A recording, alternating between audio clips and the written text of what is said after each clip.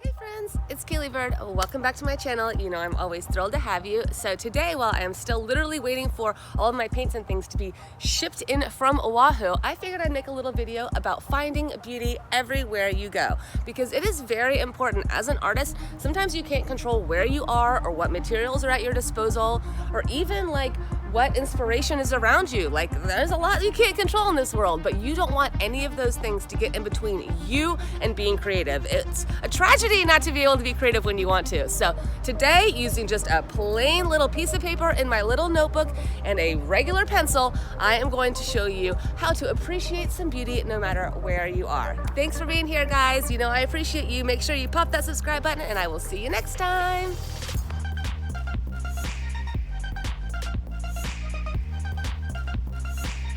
So I've been enjoying using this little sketchbook. I don't know if you've seen some of my past sketchbook flip-throughs when I talk about how much I hate white paper, but someone gifted me this little unused sketchbook. They just never got around to using it, and something about the size and shape just made me want to try something new.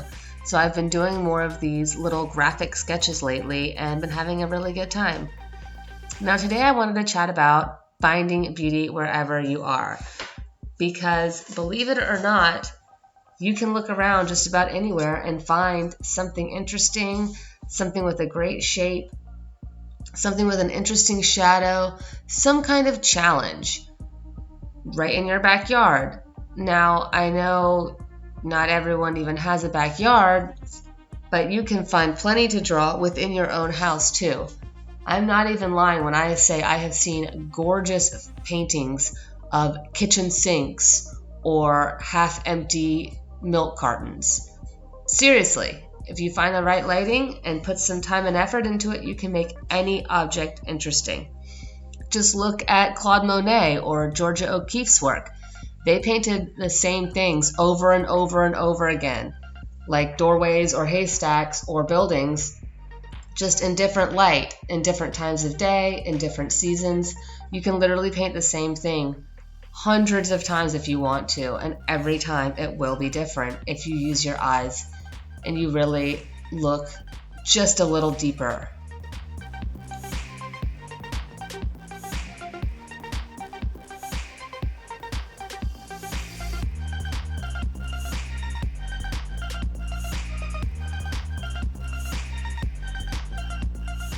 Now, it's important as an artist to never stop creating. I mean, don't get me wrong, all of us wind up taking breaks sometimes even for months or years at a time. I know I've taken some long breaks in my artistic history. But what I mean by never stop creating is never let your situation, your environment, your materials, or lack of materials stop you from creating. Because it's a real tragedy if you say to yourself, oh, well, I don't have my favorite pencil, or, oh, I don't have my favorite sketchbook, so therefore I'm just going to not create anything, and I'm just going to sit here and wish that I could, and let all of this artistic inspiration that I'm feeling just go to waste. That is such a tragedy.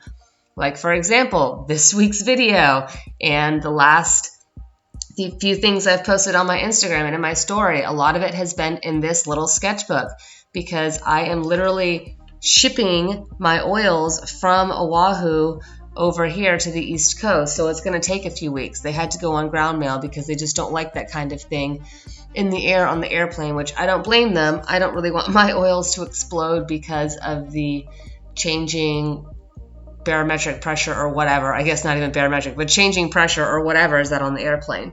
So anyways, because I don't have my favorite supplies, I've been using other things that were much more portable, much easier. Like, this is the little sketchbook that I took with me to the other islands, that I've been taking with me on sketches, that I've been taking to botanical gardens, and some plein air paintings. And it's really important because I didn't want to let myself be limited and not make art, even though I didn't have all my favorite supplies. Not only because, like I said, it's just sad not to do it for yourself, but of course, for you guys, I don't want to let you down, and I also want to show you that sometimes when you don't have what you want, you can wind up serendipitously coming across something you didn't know you enjoyed.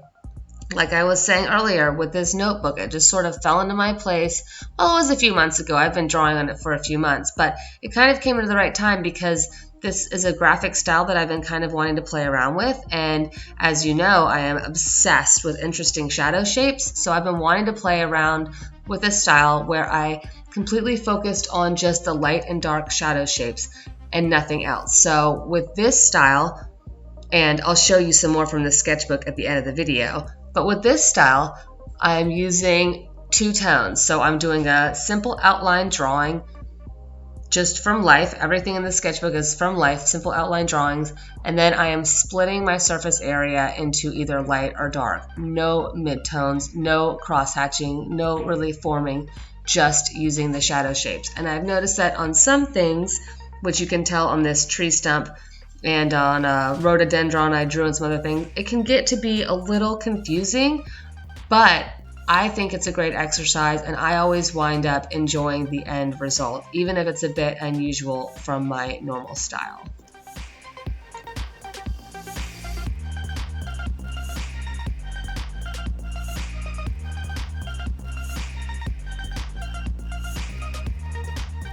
Also, when we look to highlight beauty in our everyday life, living spaces, travel spaces, wherever we happen to be, I think it also helps us to kind of stop and smell the roses. You know, a lot of times I might pass by a tree every day on my way to work, or I might notice the way a certain curtain falls in my house and maybe there's some beautiful line, but how often do you actually take the time to really depict it and really pay attention to some of the beautiful illustrations literally living in our day-to-day life? Now, a lot of artists, myself included, tend to focus on the bigger picture stuff, such as our more serious works. For me, it's my oil paintings, of course, my 3D resin paintings, that kind of thing.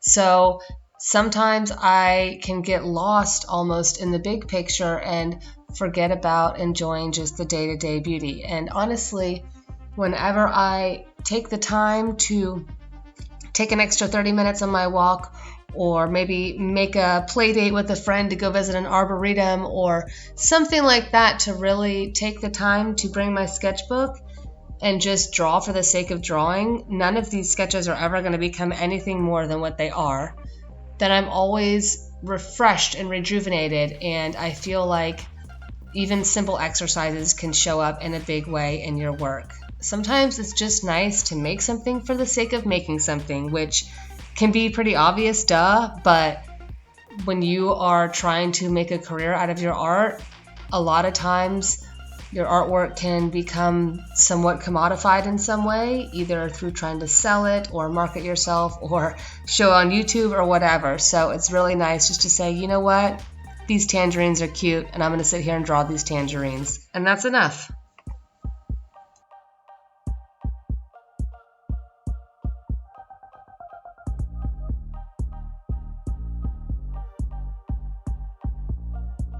Here's a few more from the sketchbook. As you can see, you can really just kind of whip it out any place you go, you know, at my own houses, sometimes when I'm out in nature at the arboretums.